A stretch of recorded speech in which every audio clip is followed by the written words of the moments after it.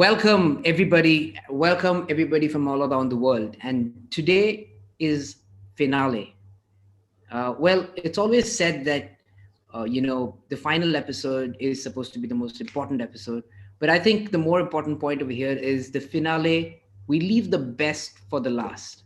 And here is somebody that we have a great panel, we have a great speaker. But before we go to that, before we move to that, I want to explain to everybody what Rising Stars is for the people who have not visited us before.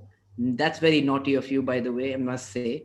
But coming to that, our viewership basically pierces all generations, geographies, especially reaching out to those people who cannot come to the big meetings and learn from our excellent faculty out here. Uh, so if you do want to, and if you can, follow us on the Instagram handles, Twitter handles, Facebook, YouTube, Rising Stars in Ophthalmology. For the folks who weren't with us last time, the Rising Stars in Ophthalmology Season 1 is a 9 episode series that will focus on bringing to you the absolute new and innovative technologies and speakers that, according to me, are some of the finest clinicians, surgeons, and orators in the new world of ophthalmology as we see it today. The program is being aired on our website, risingistars.com, and on our Facebook and YouTube channels, Rising Stars in Ophthalmology. Well, we love questions. So we really love for you to put down those questions, Is this eight how- people? however small or big they are, on our web platform, and we will take them to our panelists, to our speakers to answer them. Since this is a global event and the timings sometimes do not suit the rest of the world, all the episodes are available on risingistars.com and they will be available throughout the near future, but only on our website. So don't miss out to go back and watch this live on our website since old is gold. As for our episode today, we have an absolutely fabulous celebrity panelist, and thank you so much for doing this. We also have a great speaker as well as a surprise package from our sponsor speaker. So, without any further ado, I want to move on to Jennifer Lowe, who is my co moderator and has been exceptional in this whole series or this whole season one. And thank you so much, Jen, for doing this along with Bill Trattler. So, all over to you, Jen. Thank you so much, Ashwin.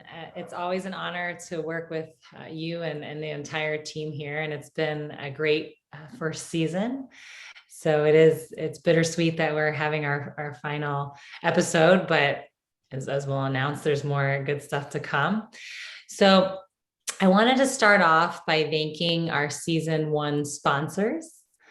And you can see our season 1 sponsors, which we owe a lot of gratitude because without them, we wouldn't be able to host this event. And we have Allergan, Sustain Ilux, Elcon, Centricity Vision, Zeiss, Biotissue, BVI, Elisar, Sun, and Tarsus. Thank you all again for your generous contribution so we can have our series be a success.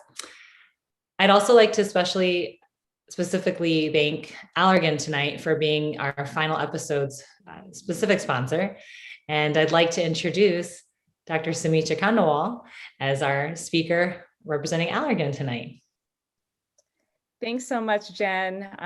Really great to be here. I was so excited to be invited by Allergan to talk a little bit about, innovation and creativity and giving back. Priyanka Sood, I have to say, is my favorite rising star. For those who don't know, she's incredibly close to me. We have been rooming together at meetings since we were residents together.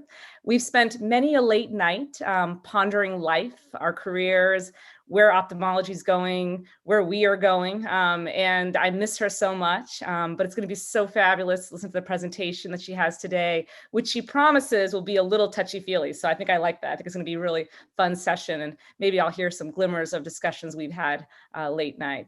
This session is all about innovation, and Allergan is all about that. They have launched over 125 eye products and invested lots of money in different eye conditions. We love anterior segment, ocular surface disease and glaucoma, but there are other ones such as retina and other disease specialties as well.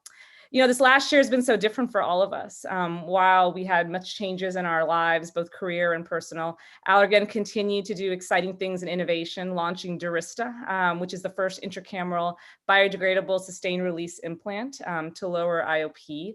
And it's just been really fantastic to have that for our patients. And it's done very well this past year with over 8,000 administrations. Another exciting innovation that we're all excited about is about a disease state that affects all of us at some point in life, presbyopia. Last October, the company announced positive phase 3 results of the investigational drug for presbyopia treatment. Even more exciting, this February, the application was placed for the new drug application. It's going to be really exciting. I think this is a new era. I'm certainly very excited about it. Our rising star may be a little too young to experience presbyopia yet, but it's certainly a disease state that we're all interested in a solution and a treatment option. In addition, the launch of Refresh Digital, which is Allergan's product specifically for dryness and irritation from prolonged screen time, something we're all doing no matter what time it is. I think everyone's eyes are getting a little tired by the end of the day with all these virtual meetings and Zoom calls. It features hydrocell technology that supports the 3 layers of the tear film to keep the eyes hydrated. Innovation is great. I mean, industry does such a great job. Allergan has been a leader when it comes to innovation and creativity. But the best part has been giving back. And they really give back by sponsoring education series.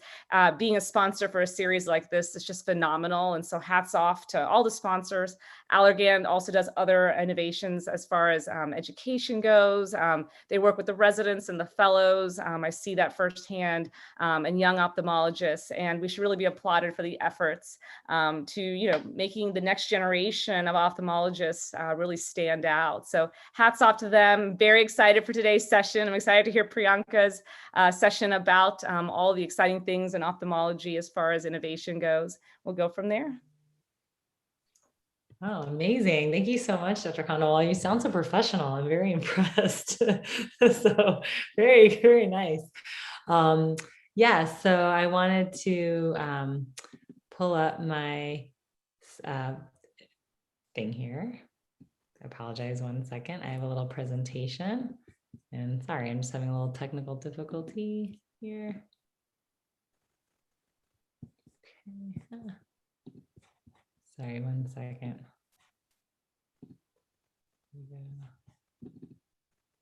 Sorry, I got a new computer actually.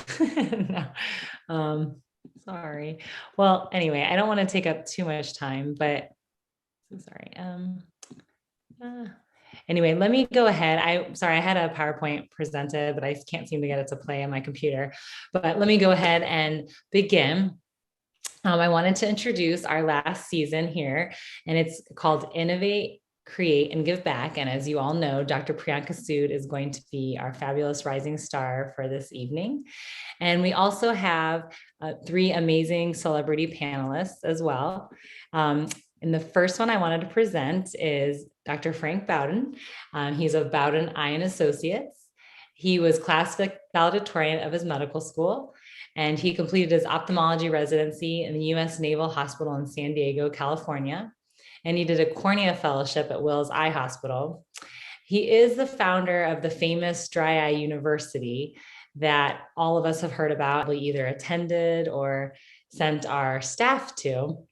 And he's also the team ophthalmologist for the Jacksonville Jaguars, which I just learned from him. They are the #1 NFL pick for the season.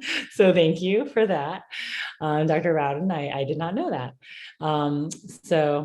Okay, so I'm trying to once again to play my screen because I'd actually set up like a really cute thing here. But okay, it's still not going to work. I apologize. So anyway, our next celebrity panelist is the one and only Dr. David Chang from Los Altos, California. He won the Ridley Medal in 2020 at ESCRS, which is the highest honor that you can actually achieve in this meeting. He also won the 2019 Outstanding Humanitarian Service Award from the Academy of Ophthalmology, and he was a Binkhorst Medal lecturer in 2009 and also the ASCRS president in 2013. And he's also a best-selling author of multiple ophthalmology textbooks. So thank you very much, Dr. Chang, for being here, as well as Dr. Bowden. And last but not least, I wanted to introduce Dr. John Hovanesian, who's also joining us from California, but more in the South. And he is, he's from the Harvard Eye Associates in Orange County, California. He did his residency at Henry Ford, a cornea fellowship at UCLA, and he is the founder, actually, of the company that many of you may have heard of called Backline MD. He won the National Telly Award for PBS television documentary and IOLs. So he's also famous on TV. And I think one of his biggest awards that he's proud of is actually he was a distinguished Eagle Scout, 25 years of service. And he and his daughter are currently getting their pilot license. So anyway, some interesting pearls I wanted to share. And again, I do apologize, I don't have my PowerPoint working. But next I wanted to introduce Priyanka Sood, who is our rising star for tonight. She was born in Connecticut and raised in Buffalo, New York. She did a 7-year combined honors program in medical education at Northwestern University. So instead of the normal 8 years that it takes most of us to actually get our medical degree, she did hers in 7. So always the overachiever. She has a bachelor's in environmental science. She did her transitional year in residency at Emory, and then went off up north to do her fellowship and first job at Cornell, and then returned back to the South at Emory, where she is now currently assistant professor and chief of service at Emory Midtown Hospital and Grady. So welcome very much. We are so happy to have you. And as a friend and colleague, I'm so excited you're part of our season. Thank you so much. I mean, what a joy this is right now. A bunch of my favorite people all in one night when I haven't seen you all in person in so long. So thank you, thank you. And I guess we will get started. All right, let's see if I can.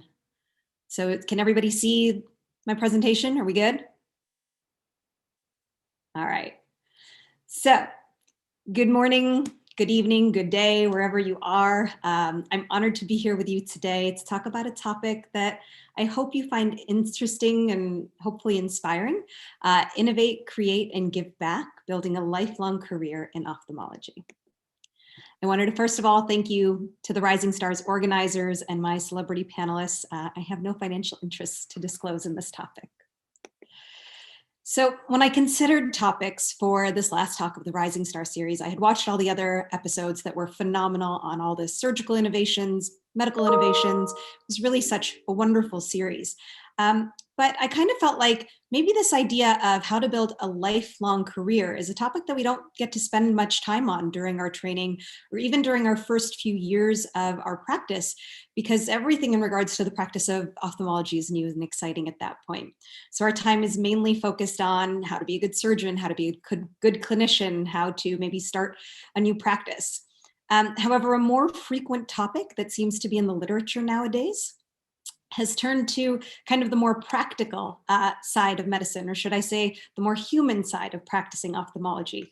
And more specifically, we now are seeing a lot of articles in some of the major journals regarding burnout. And so of course, you know, there's from the Middle East, from the US, from Canada, and these are all just in the last couple of years, from India, from Europe. I mean, it is becoming something that we all have to talk about. And finally, in a time when the year 2020 was supposed to be the year of the ophthalmologist, and instead it became one of the biggest challenges that we've been presented with. I think that really discussing some of these things that have led to burnout can only help us to survive and thrive after such a challenging year. So the really interesting thing is that this idea of burnout has existed for literally over 1,000 years. So this quote here is one that I pulled from an obstetrics and gynecology article on burnout in the last couple of years. And so it highlights that, you know, we've known for 1,000 years that healing others begins with healing ourselves. And so it came to me that maybe we need to discuss how we face these challenges in our careers in ophthalmology, and then turn to some of the giants who really have made a lifelong successful career and no doubt have experienced or seen some of the challenges that we face. So in our short time today, I just kind of want us to take the first steps to, first of all, understanding why discussing this topic is so important. And then I'd like us to gain a better understanding of how burnout can show up in our lives, and then discuss with the panelists, ways that they've created careers that have managed to combat some of the most prevalent sources of burnout.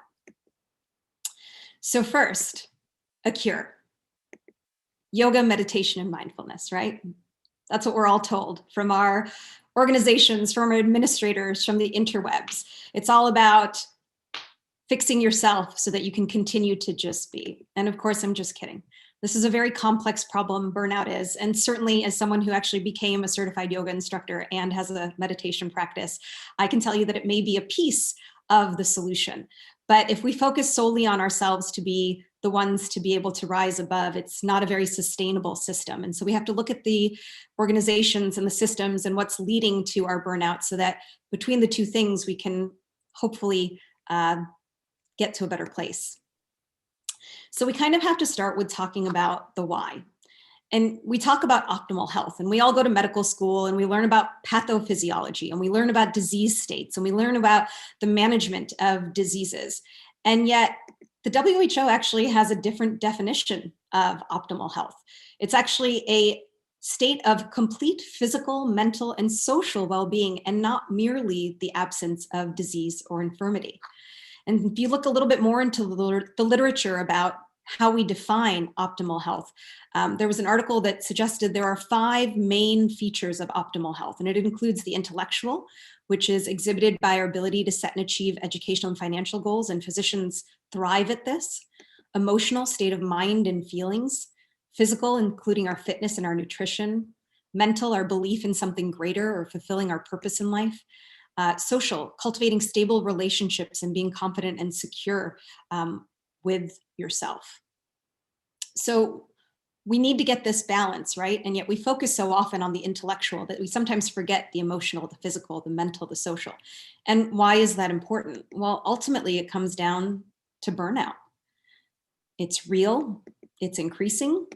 And while we know that burnout exists, we don't fully understand why it's increasing in faster rates in physicians than it is in other fields. And so this means we have to take a step back to understand this and then be able to combat it. It's a worldwide concern, as I mentioned, and also women are at greater risk. And with 50% of our medical schools now being women, it's another important thing to bring up. Burnout can also be a vicious cycle. We know that as some physicians begin to burn out, they're less efficient, they're less effective at caring for their patients. And this can lead these physicians to actually take a step back or even leave the profession altogether. And in a time when we're already facing physician shortages, it's now going to lead to further burden on the other physicians.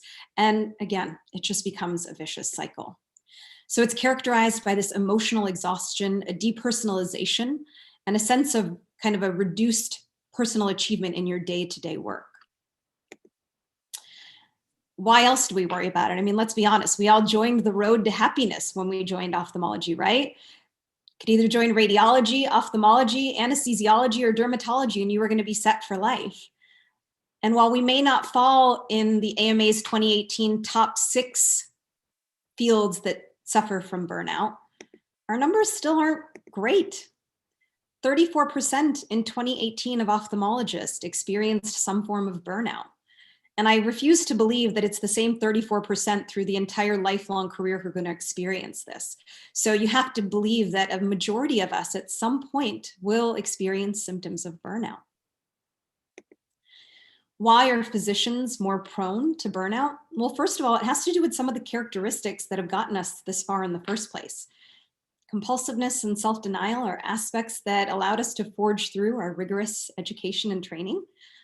Delayed gratification and sleep deprivation are inherent to our training as well, and we kind of continue that throughout our careers without realizing the detrimental effects.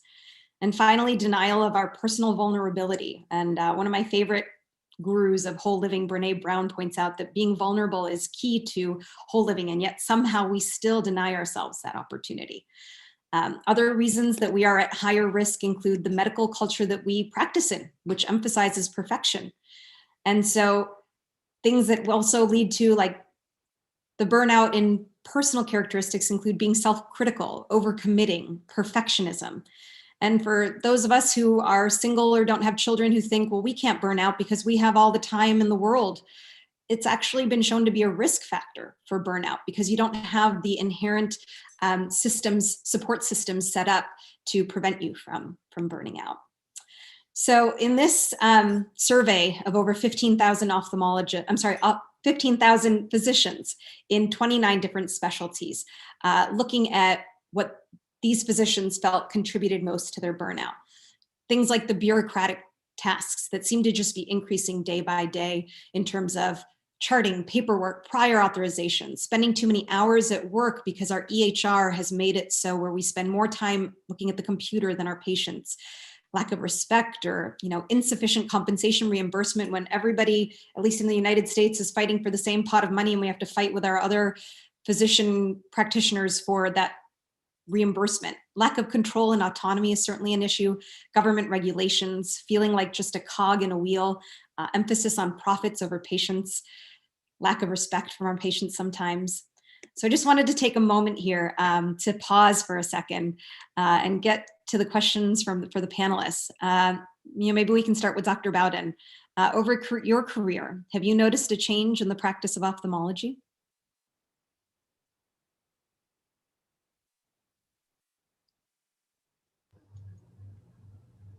Yes, I have.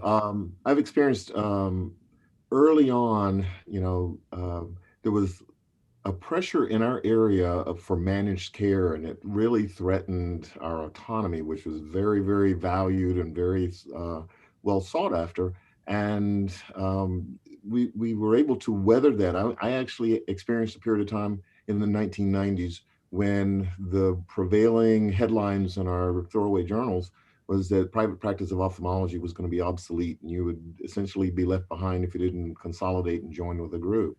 And you basically had to believe in yourself and the value of your services to kind of weather that challenge and to persevere with the private practice.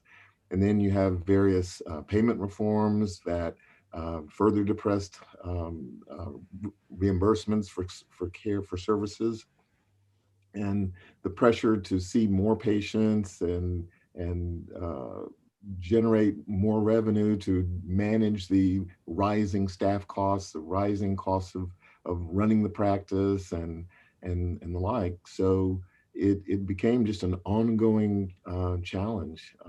One of the things I used to do is to take advantage of the ASOA meetings and learn practice management in the early phases of my career so that I could essentially navigate and make as few mistakes as possible along the way. And but it's and currently we're looking at trying to find ways to innovate your practice and to respond to needs of the community and needs arising from emerging problems such as dry eye care. Yeah, no, those are great tips. Thank you. Dr. Chang, have you or any of your colleagues experienced some of these feelings of burnout, or do you want to comment on the change over time? Oh, for sure, for sure. This is a great topic. Thanks for bringing this up and for putting this out in front. It kind of shows why you're going to do well and why you're going to be a great leader, is because you're thinking about something we should all be thinking about. And the thing that I always felt, I'm very compulsive. I'm a perfectionist, and that's what attracts me to cataract surgery and why I'm a good surgeon. But the trap is that it's never good enough, and that's something that I think a lot of us, are susceptible. What other specialty in medicine do they make a hole in a tissue and worry, is it 5 or 5.5 millimeters, and is it perfectly round? So I think we're all very vulnerable to that perfectionism, because it's kind of what we emphasize and what we praise, professionally in ourselves. I think in terms of what is changing, I think a couple of things. I'm in private practice, and it was one of the thrills when you start out is when you're a nobody and then someone gets referred to you, and there's this sort of positive feedback loop. And I think one of the things that's very unfair and demoralizing is the whole idea of patient reviews and so forth, because, again, in what other areas of life does someone get to anonymously post about you and your personality and, pick on things? And okay, well, it's medical, you're not allowed to comment back and so forth. So now you've got to be a perfectionist in how you manage everybody's expectations. And I think the other area is, of course, our field, when I trained, wasn't refractive. And now, even if you didn't want to be a refractive surgeon, you just wanted to do cataracts, you're a refractive surgeon. And the expectations now go beyond just doing a good job of cataract surgery. So I think there's a lot of pressure there, going on. So I think this is a great topic. I think the good news is that we are in this specialty where we don't spend every third night on call, and we are able to get home. And, I think we are able to hopefully prioritize and know when we need a break and prioritize those things that kind of take us away, whether it's family or hobbies. But we also, I get energized by going to meetings or, when I was attending surgery with residents, just doing something different. And it kind of gave me a renewed sense of appreciation for some simple things.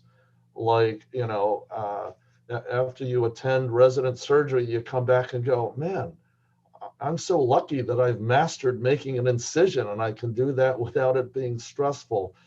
So I think constantly getting that perspective, and certainly if you go to another country and you see what it's like, you come back and you go, instead of being up, sort of irritated by the delays in your operating room, you go, oh my gosh, we have such an embarrassment of resources at our disposal. So anyway, those are just some of my thoughts. That's fantastic. Thank you so much. Dr. Hovanesian, did you have anything you wanted to add? Well, first of all, Priyanka, what a great talk that you gave. What a great overview of a topic that really is very important. And Frank and Dave, you made some very good comments. I think one of the most valuable things we all need to realize is there's never been a generation of, let's call them grown-ups, who are, finished with training and in their careers, who didn't say, gosh, it's not as good as it used to be. And boy, this career just, hasn't, things are going downhill. And we're going to all feel that way because we all see the changes that happen in our personal lives become more complicated throughout our careers. And it does become more difficult as it goes on. But for me, at least, the most valuable thing to hold on to touches a little bit on what David said, and that's to recognize that through our training, through the 30 years almost that many of us put into getting prepared to start our careers, we gain what is in the world's eyes a superpower to restore eyesight to people who don't have it or are threatened to lose it. And if we lose sight of appreciating the importance of what we do, we really probably should find some other form of work. But a good way to hold on to that and to keep the wonderment of it is to volunteer. And it doesn't have to be overseas, but I think there's nothing as inspiring as working overseas to do that, because as David said, you get such a perspective on how well off we are in the United States.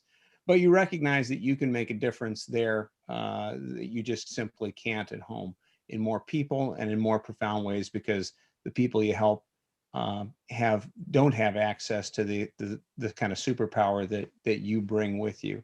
So to me, that's absolutely been vital in keeping me excited about my career. So thanks for asking. Yeah, no, thank you for that. That's wonderful. Absolutely. Great reminders. Thank you. So along those lines, how do we kind of recognize that we're burning out? because if we can catch it early, then we can start to address it early and then hopefully prevent ourselves from leaving our career or some of the more detrimental side effects of burnout. And so there's this article in one of our magazines, Glaucoma Today, by John Pinto, who I don't know, but he's been in a couple of articles, a practice management consultant who talks about burnout a couple of times in our magazines. And, these are a couple of the things that he mentions. If you start noticing that you're just chronically running late to your clinics or to your OR, if you're asking, one of the things that he brought up is that ophthalmologists are a little bit more prone to kind of the financial insecurities or aspects of, I need to see 20% more patients in order to bring in 20% more revenue because I have to, and we can kind of become compulsive in that way. And so recognizing if that is becoming an issue, canceling clinic sessions on short notice or excessively, avoiding staff or becoming short with staff, a collapse in your professional growth, withdrawal from new clinical or surgical opportunities, starting out with relatively good energy in the morning, followed by just kind of tuckering out towards the end of the day. I would say for me, one of the things that kind of is my first indicator that maybe something's going on is when I enter a room and I start counting the minutes that I've been in the room with the patient. And I say to myself, wait a second, that's not a great place for me to be. So I kind of step back and think, okay, something's going wrong with my day. Let me take it back. I don't need to count every minute that I'm in the room. And that's just one quick pointer. I don't know if each of you have like a little thing that kind of says to you, oof, I might be in a slippery slope place.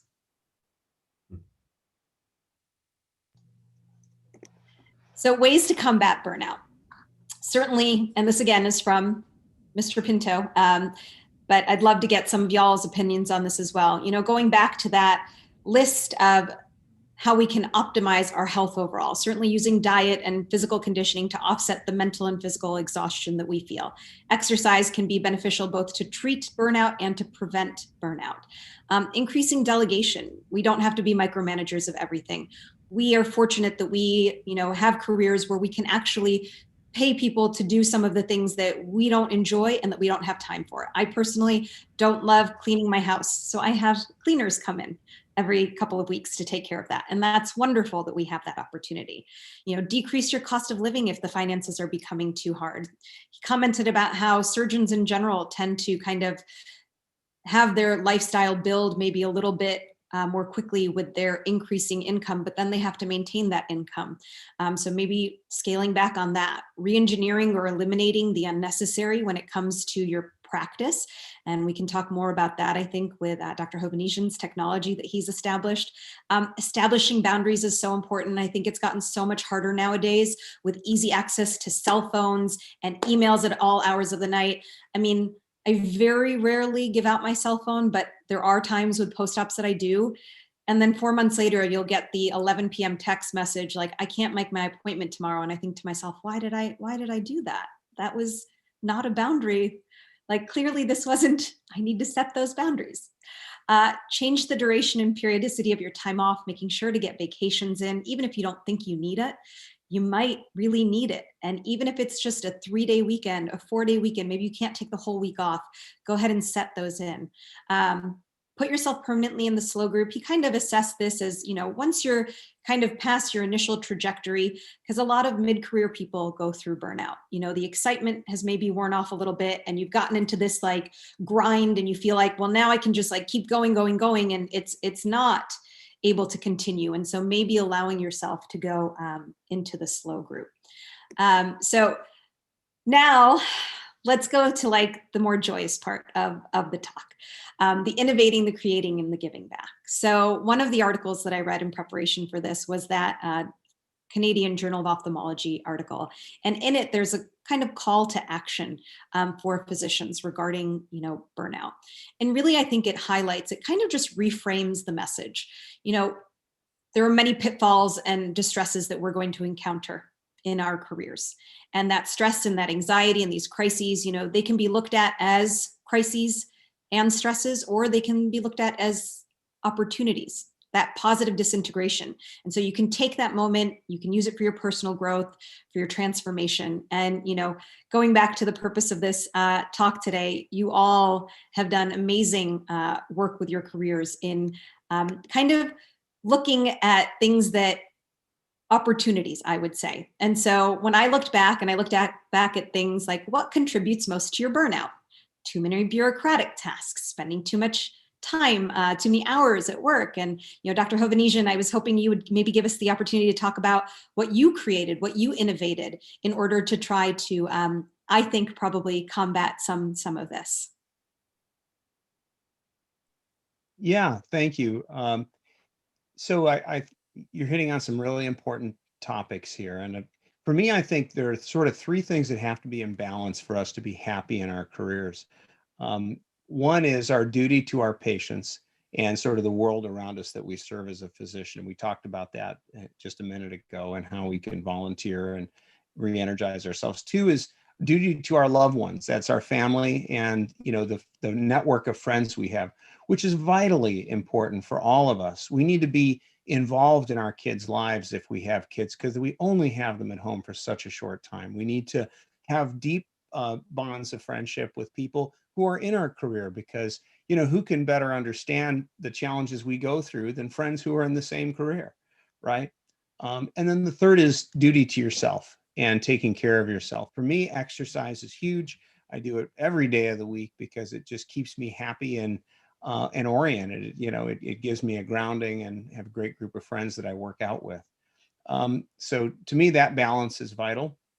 It also really helps to have something that excites you in your career. So MD Backline is a company. It's a software, a web-based service that I started a few years ago in response to a need I saw in practice. And that is, it all starts with a rep who comes in, for an allergy drop. And we don't get many reps for allergy drops because most of them are over the counter now. But the rep would ask, how does my drop that I represent compare to my competitors? And I'd look at this rep and I'd say, do they really think I have an idea how their drop compares? Because I don't bring these patients back to ask them, how are you doing? We don't schedule rechecks for something like this. We give them the drops and we hope they work well. But it occurred to me that it's a multi-billion-dollar market for eye drops for allergies. And that's just allergy, right? Nobody has an organized system of collecting feedback from patients on how they're doing with common treatments. And so I created a software that would reach out to our patients to find out after office visits and sometimes before office visits to collect history, and find out how they're doing. And doing so, we've aggregated data that's led to some very interesting findings. We've, both in aggregate, we're doing some work in glaucoma now where we are learning that things that patients tell us may predict future glaucomatous optic atrophy as accurately as diagnostic tests do, believe it or not. We're learning, we've caught in many individual patients who are on a beta blocker and have depression that nobody ever picked up. All we had to do was change their prescription for their eye drops and they got their life back. I mean, that's happened several times through our software. And it's really propelled refractive cataract practices because we've learned by asking the right questions of patients and educating them the right way, who really is interested in premium lens implants, who's likely to select them even with the cost, and who's likely to be happy with them. So we've been able to propel the refractive cataract practice for a lot of our colleagues very nicely. And so it's been a really exciting thing to have that. And it started with a need that came out of just everyday practicing in clinic and turned into a company that is now helping doctors, at least around the US so far, to practice better medicine. That's really cool. That's really cool. What a great way to kind of use your creativity. I think sometimes if we get too much into the rote day-to-day things, then we lose the joy. But when you find the creativity and then see it flourish and have great outcomes, that's so wonderful. Thank you. So Dr. Bowden, next. Now you have kind of built this really diverse career and you kept it really interesting. What are your tips? When I was thinking about you, like what contributes most to our burnout, our lack of control and autonomy, our insufficient compensation and reimbursement. There's this Facebook group that I'm part of online. There's now 77,000 physicians strong.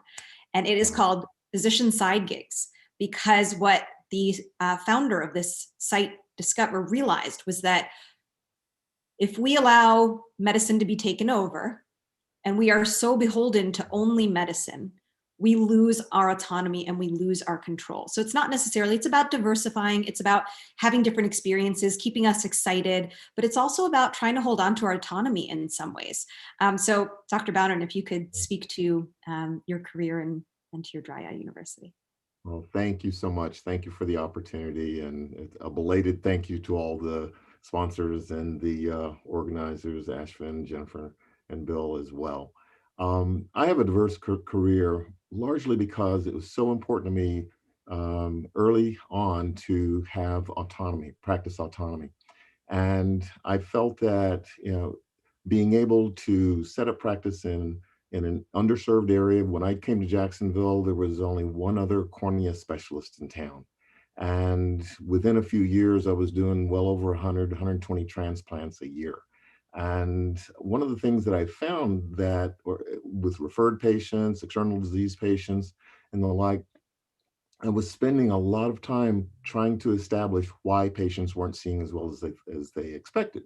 And in the vast majority of cases, it was ocular surface disease. And around 2000, early 2000, when Restasis came about, that was like a shot in the arm and focused attention on immunomodulation on the ocular surface and the like, and subsequent information from the dry eye workshop, my Meibomian gland disease workshop in 2010, 2011. It really kind of created an opportunity for me to streamline my ability to perform refractive surgery, refractive cataract surgery, glaucoma surgery, and corneal surgery by addressing ocular surface disease preoperatively, proactively, to lessen my chair time and aggravation level post-operative, post-surgical.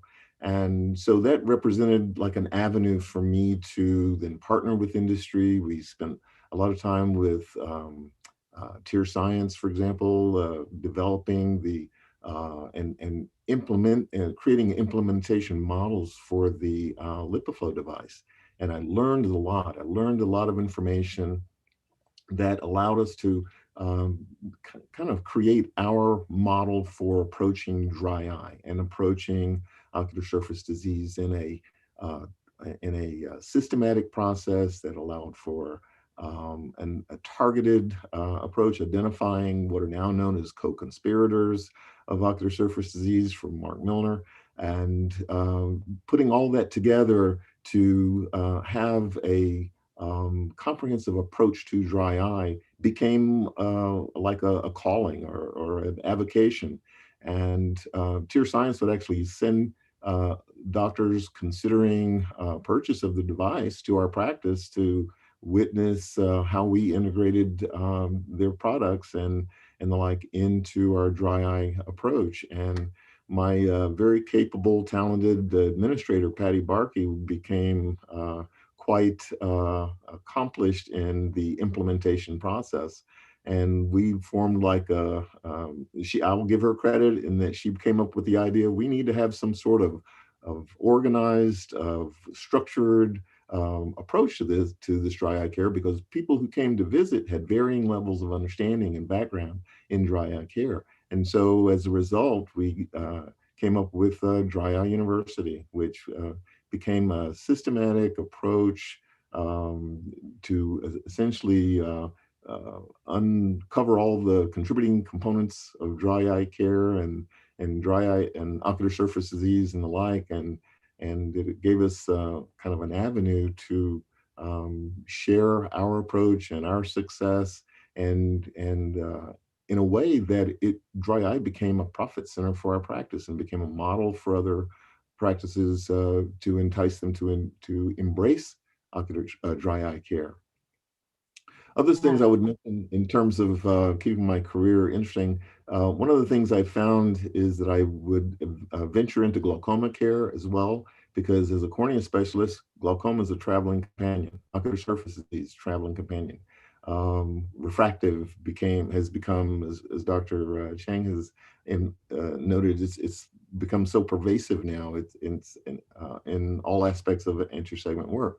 So it became interesting for me to deal with the adverse effects of glaucoma medications and to embrace MIGS procedures as well to help lessen the burden of insult to the ocular surface. So it's been, fun to challenge myself, challenge others around me, to witness this resilient practice that we have that allows us to be challenged and in problem solving and to share that with other colleagues as well. Yeah, I mean, that's fantastic. I think, 10 years ago when I was a resident, we didn't really want to treat dry eye because we didn't really feel like we had options to treat dry eye. And so for you to kind of take that journey and then make it accessible, and, our patients really do benefit from these dry eye treatments. It's just, I don't think we really knew it wasn't, the glaucoma that was leading to blindness. It wasn't the corneal transplant that you couldn't see through. It was kind of the annoying, frustrating condition that we didn't have a lot of great treatments for, but now we do, and so we can certainly provide more care, which is pretty fantastic. So thank you for that. Thank you. And then last but not least, Dr. Chang. So when I think about what contributes most to our burnout and things that I think you've been able to accomplish, feeling like just a cog in a wheel, emphasis on profits over patients, government regulations, a couple of things that I'm hoping you might address, and you've already addressed a little bit. First of all, your global health work and how to get involved with that, but also, this cultivating of a greener ophthalmology. I think so many of us go to the OR and are so disheartened by how much waste we produce, and it really just, I hope that we can do better. And I love that there has been a task force that has been formed, because that gives us hope for the future that, really, I think is really wonderful. And, how do you recommend then advocating for our profession in that way? Yeah, thanks. Great questions. Many of us really love to teach, and, we strive to be really good because we can help our patients that way. But we can leverage that so much better if we can transfer some of the things we've learned to other people. So international and global ophthalmology is really just an extension of enjoying teaching. So I think many of us might start with teaching residents here. And what a great thing. We're in this field. If you're doing cataract surgery, if you've finished your residency, you're already got skills that would be the envy of like 90% of the surgeons in some countries, where what is the leading cause of global blindness? It's cataract.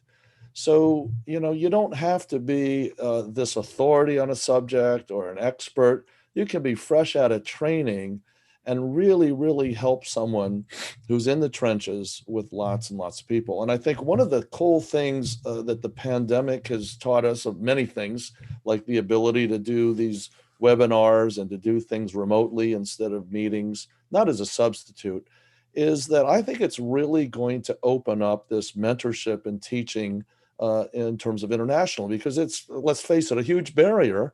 We talked about burnout, and you kind of want to take the week and go with your family somewhere when you have that rare vacation. It's a barrier to go somewhere. How do you know where to go? Who's going to put you up? And I think what we found, there's a guy named Kevin Barber who's done this amazing thing in Honduras using Zoom. And they hook up not just the surgical microscope to Zoom because it's a webcam. They have a webcam looking at the phaco machine settings, a webcam looking at the surgeon's hands and the head. And you can log on and live attend surgery from here in California, just allow for the time difference while someone's operating there without traveling there.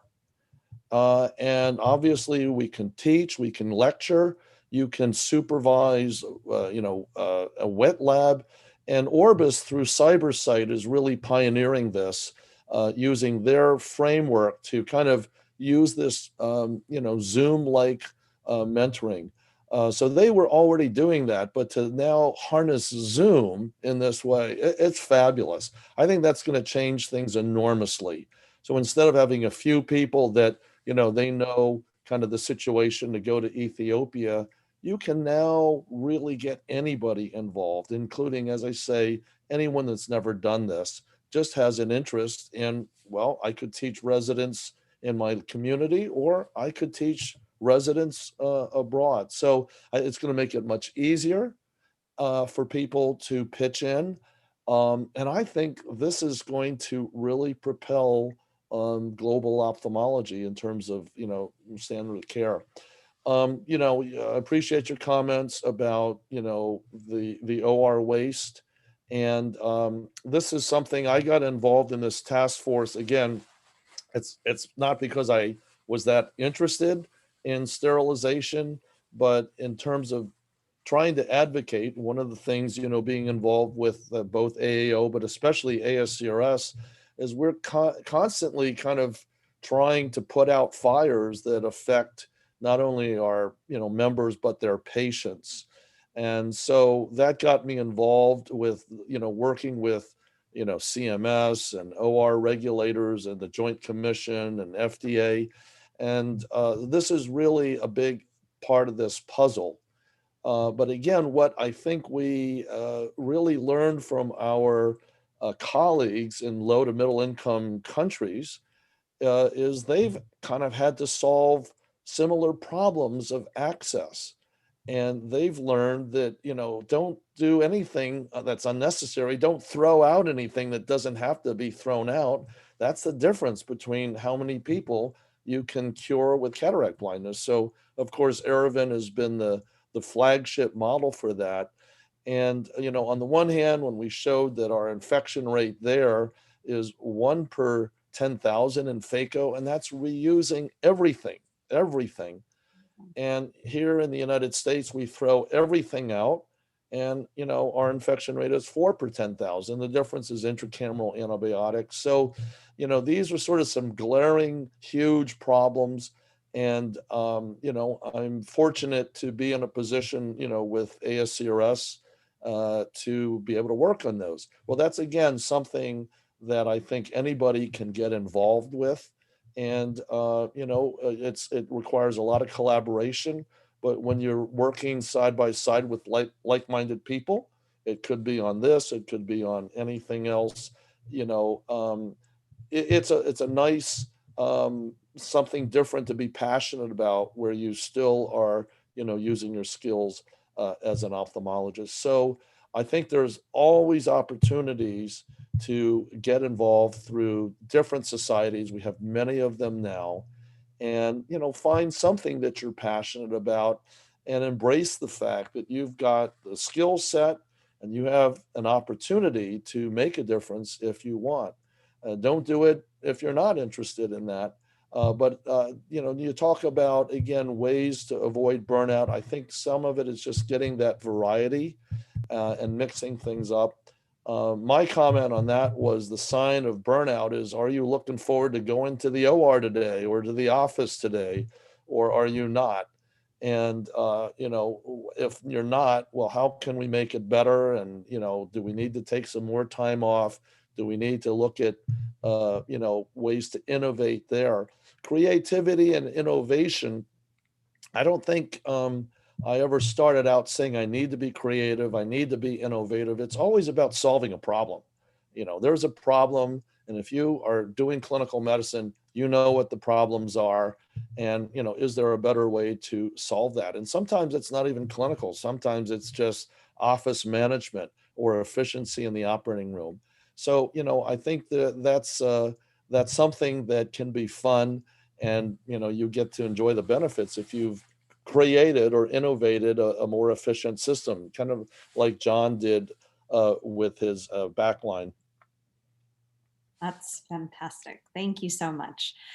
Well, this has been amazing. I think the only last thing that I was going to comment on was just about the community of ophthalmologists. So I think that ophthalmology is one of the best fields out there. I think when I meet ophthalmologists from the United States, from India, from, Asia, from, everywhere, we all are just like-minded people who are interested in doing the best for our patients. And so if you are struggling with any of these things, look to our mentors, look to our colleagues, reach out. I have to say, Bill Tratler, Ashwin Agarwal, Jen Lowe, you all are my people. Like, this is so wonderful. And thank you so much for the opportunity. Thank you to my panelists for giving such amazing advice and words.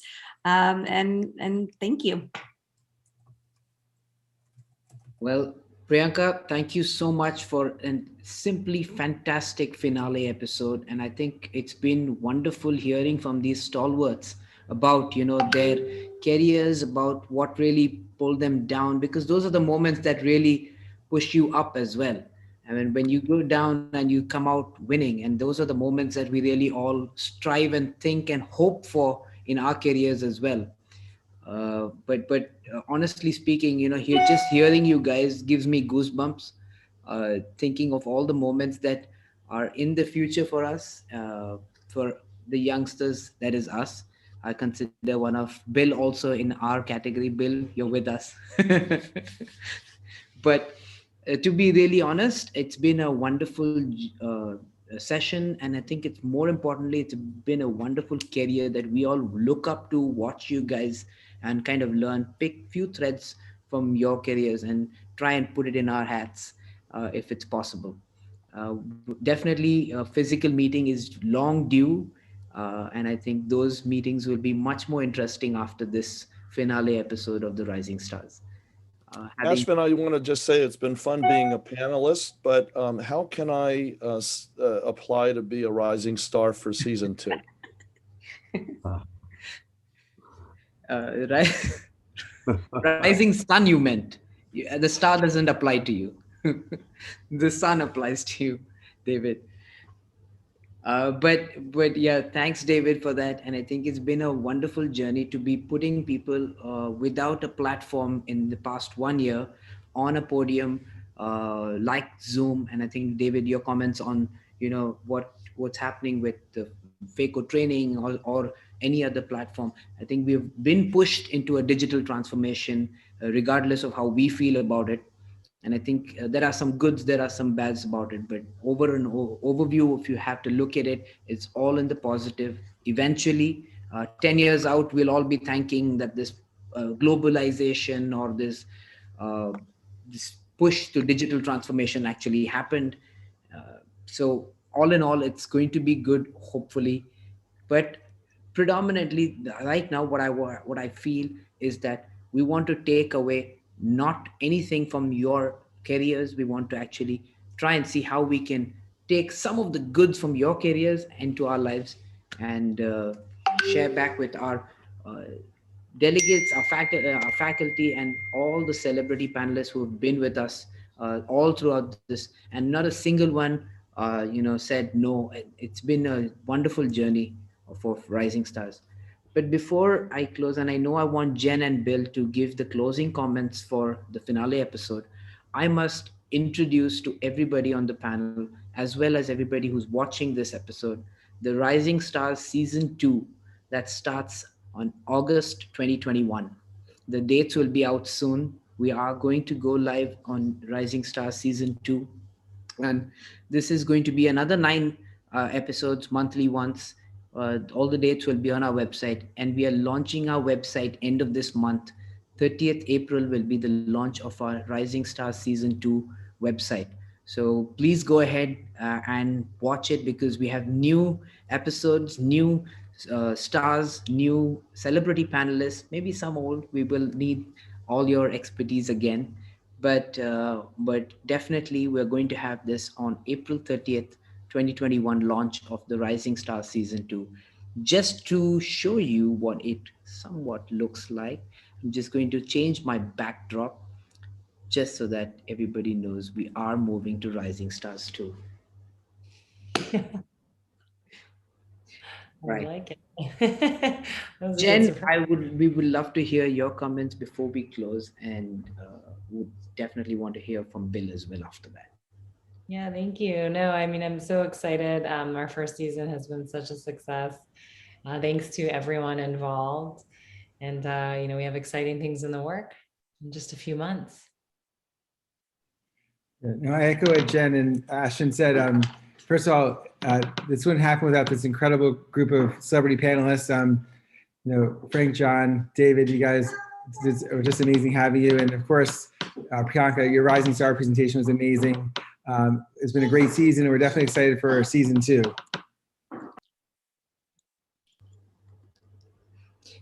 Thank you, Bill. And sayonara. Thank you so much, Frank, David, John, Priyanka, and Sumitra for being here. It's been a wonderful journey. And David's gone to Cancun already. He's getting his... Bye, David. I'm coming. Thank you. That's awesome. Bye. Good night, everyone. Thank you so much. Bye. Bye.